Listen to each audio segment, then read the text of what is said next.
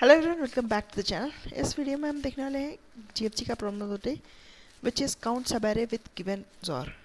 इसमें हमें क्या दिया हुआ है, एक एरे दी हुई है और साथ में एक नंबर दिया हुआ है। हमें बताना है कि ऐसी कितनी सब एरेज एग्जिस्ट कर रही हैं सच दैट उनका जॉर जो है वो के बराबर है। ठीक, तो आइए इस क्वेश्चन को सॉल्व करने की कोशिश करते हैं।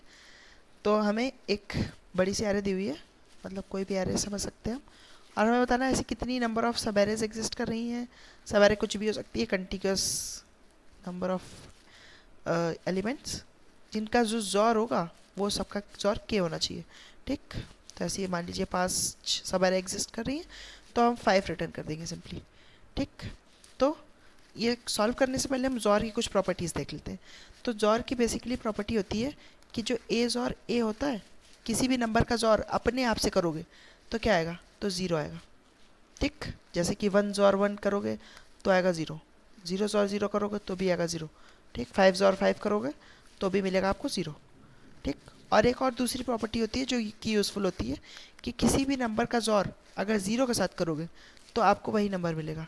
जैसे 1 का जॉर आप ज़ीरो के साथ करोगे तो आपको 1 ही मिलेगा, 5 का जॉर आप ज़ीरो के साथ करोगे तो आपको 5 ही मिलेगा।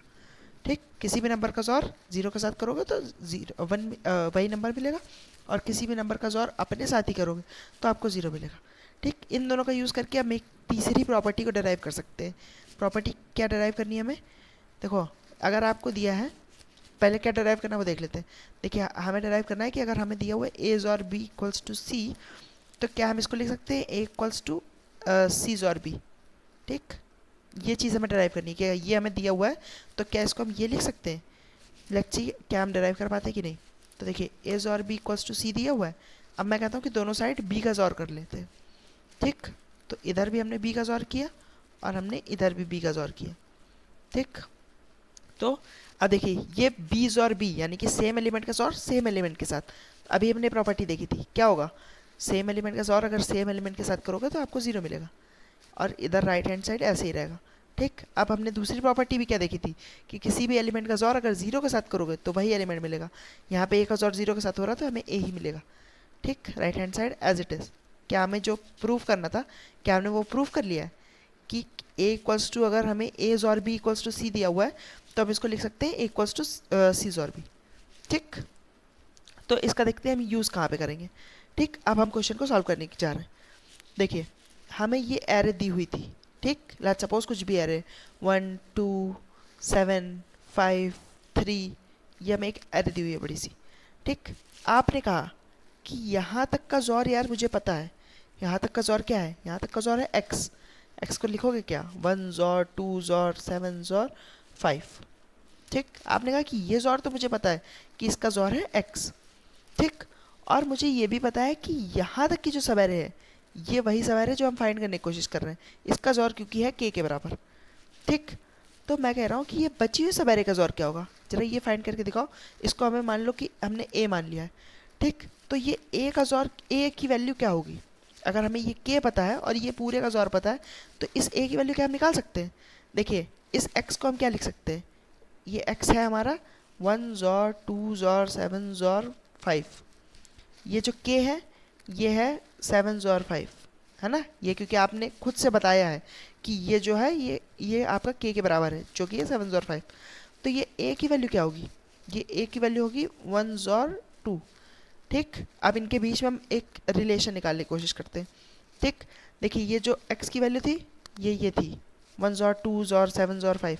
तो ये जो 1 जॉर 2 है इसको क्या हम ए नहीं लिख सकते हैं, और इसका जॉर करेंगे जो 7 जॉर 5 है इसको क्या हम के नहीं लिख सकते हैं, बिल्कुल लिख सकते हैं।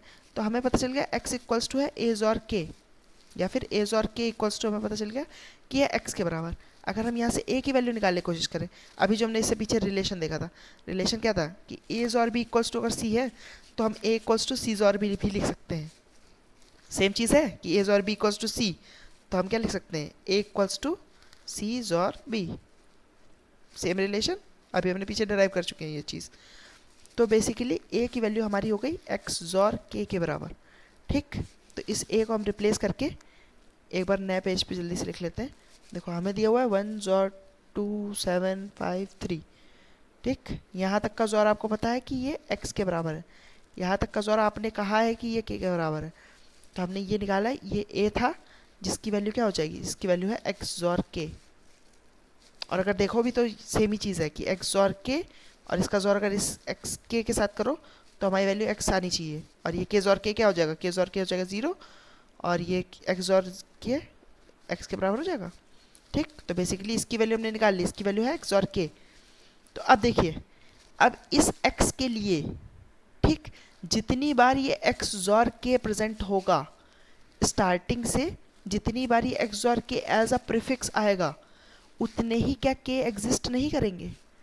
क्योंकि देखिए यहाँ तक की वैल्यू एक्स है, ये मुझे पता है। अगर मान लो आपने कहा कि ये है एक्स जॉर के और साथ में ये भी है एक्स जॉर के, तो मैं कहता हूँ कि फिर ये भी है के और यहाँ तक का जॉर भी है के। क्यों? क्योंकि देखो इस पूरे को तो तुम्हें x लाना ही लाना है, तो अगर यहाँ तक x और k मिल गया तो अब इस पूरे को x बनाने के लिए यहाँ पे k होना ज़रूरी है। ऐसे ही यहाँ पे x और k अगर मिल गया तुम्हें, तो अब इस पूरे को x के बनाने के लिए k होना इसका ज़रूरी है। ठीक, तो बेसिकली अगर इस वाले प्रीफिक्स के लिए आपको पता है इस प्रीफिक्स का जॉर है x, तो आपको ये पता है कि x और k कितनी बार आ रहा है, तो आपको ये भी पता है कि k भी उतनी ही बार आएगा। ठीक, मेक सेंस? क्या आपको अगर एक ये प्रीफिक्स जॉर आपने निकाल के रखा है कि इसका जॉर है x के बराबर, और इसके पहले सारे प्रीफिक्स जॉर्स आपको पता है कि यहाँ तक का भी प्रीफिक्स जॉर पता है, यहाँ तक का भी आपको प्रीफिक्स जॉर पता है, यहाँ तक का भी प्रीफिक्स जॉर पता है। ठीक, तो इनमें से आप देख लोगे कि कौन सा ऐसा प्रीफिक्स जॉर है, कितने ऐसे प्रीफिक्स जॉर हैं जो कि x जॉर k के बराबर हैं। जितने ऐसे होंगे जो कि x जॉर k के बराबर होंगे, वो सारे आपके k बनाने में हेल्प करेंगे। ठीक, ये मान लीजिए x और k के बराबर नहीं है, तो ये भी आपका k के बराबर नहीं होगा फिर। ठीक, तो बेसिकली अब हमारा सॉल्यूशन क्या बनता हुआ यहाँ से दिख रहा है, सॉल्यूशन बनता हुआ दिख रहा है कि आपको क्या चाहिए, आपको किसी भी x के लिए क्विकली फाइंड करना है कि कितने ऐसे प्रीफिक्स जॉर हैं जिनकी वैल्यू है x और k के बराबर। ठीक, तो किसी की अगर फ्रिक्वेंसी आपको क्विकली फाइंड करनी होती है तो आप क्या यूज़ करते हो, आप यूज़ कर सकते हैं मैप। मैप में क्या स्टोर करेंगे, मैप में आप स्टोर करेंगे जॉर के सामने उसकी फ्रिक्वेंसी क्या है। ठीक, कि कौन सा जॉर कितनी बार आ रहा है। आपको अगर ये पता है तो आप किसी भी x के लिए फिर इजीली फाइंड कर पाओगे x और k की वैल्यू। ठीक, तो एक बार जल्दी से इसका कोड देख लेते हैं, कोड में कैसा लगेगा। कोड में देखिए वही किया हमने, सेम चीज़, मैप बनाया। मैप किस चीज़ का है, जॉर और उसकी फ्रिक्वेंसी का, कौन सा जॉर कितनी बार आ रहा है। और केवल जॉर नहीं, मतलब प्रीफिक्स जॉर, कौन सा प्रीफिक्स जॉर कितनी बार आ रहा है। ठीक, तो एक जॉर ले लिए जिसमें हम क्यूमुलेट करते हुए जाएंगे जॉर को, आंसर हमारा आंसर स्टोर करेगा कितनी बार ऐसी कितनी सब एरेज मिल गई है हमें जिनका जॉर के बराबर है। और देखिए एक ये मैप में हमने 0 के सामने 1 डाला हुआ है, यानी कि ये इस केस के लिए है कि जब आपका हो जाएगा कि ये मान लीजिए ये एरे है और यहाँ तक का जॉर है x के बराबर, और ये x जो है वही k भी है। ठीक, जैसे कि मान लो आपकी सब एरे है 5 5 और आपको निकालना है कि 0 जॉर वाली कितनी सब एरेज हैं।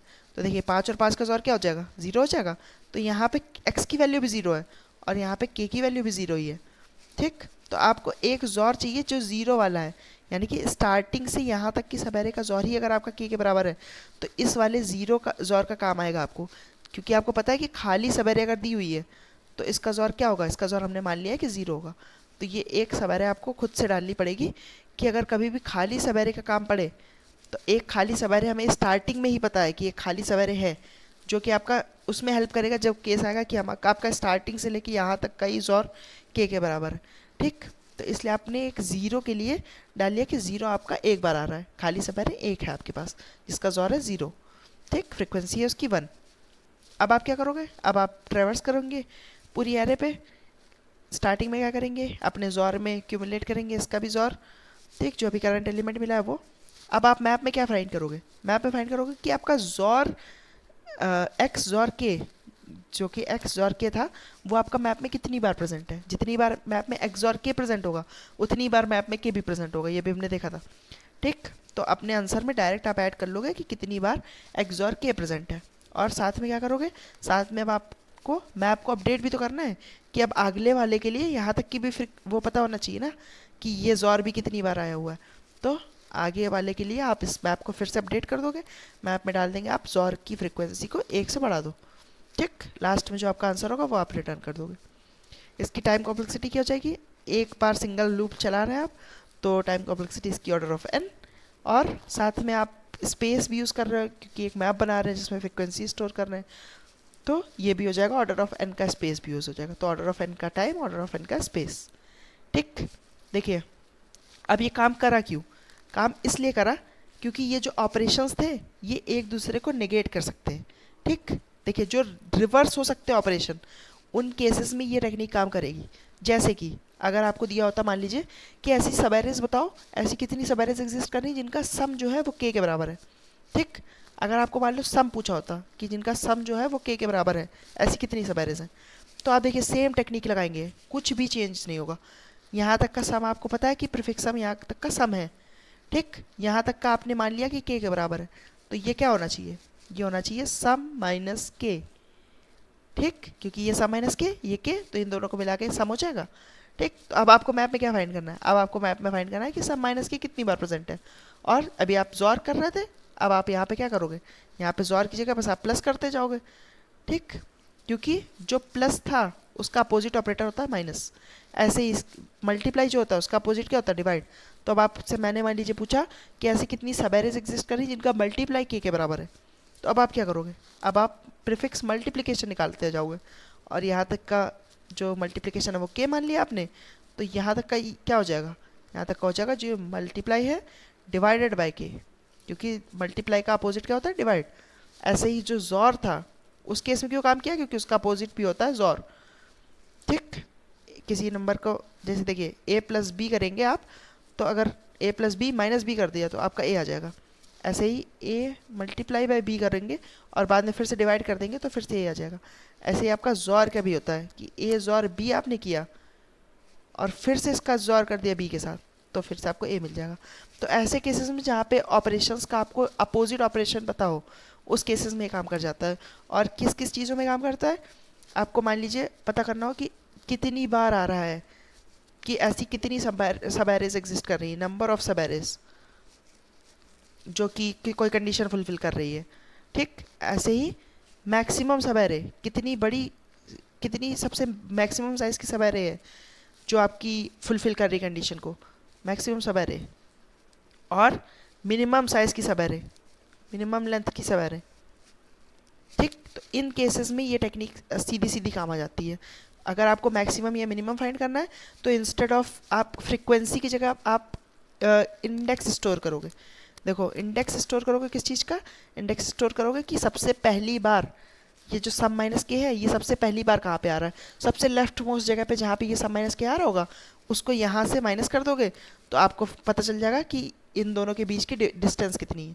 सम माइनस के मान लीजिए सबसे पहले, जैसे मान लो मल्टीपल सम माइनस के प्रेजेंट है, ये भी सम माइनस के है, ये भी सम माइनस के है, तो इस वाले इंडेक्स को, ये जो अभी का इंडेक्स है, इससे माइनस कर दोगे तो आपको पता चल जाएगा कि सबसे बड़ा के किस साइज़ का प्रेजेंट है, कि सबसे बड़ी सब एरे ऐसी कौन सी प्रेजेंट है जिसका सम के बराबर है, या फिर जॉर के बराबर है, या फिर मल्टीप्लाई के बराबर है, कुछ भी हो वो आप मैक्सिमम। ऐसे अगर मिनिमम फाइंड करना हो तो सबसे लास्ट पोजीशन से सबट्रैक्ट करते हैं।